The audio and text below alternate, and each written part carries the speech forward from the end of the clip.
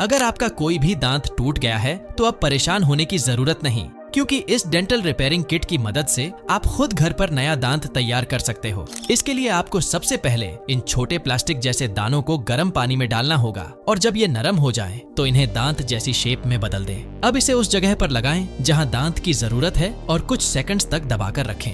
फिर मुंह में 1 मिनट तक ठंडे पानी को रखें और जैसे ही मटेरियल हार्ड होता है वैसे ही आपका नया टेम्परेरी दांत बनकर तैयार हो जाएगा। वैसे क्या आप इसे लेना चाहोगे?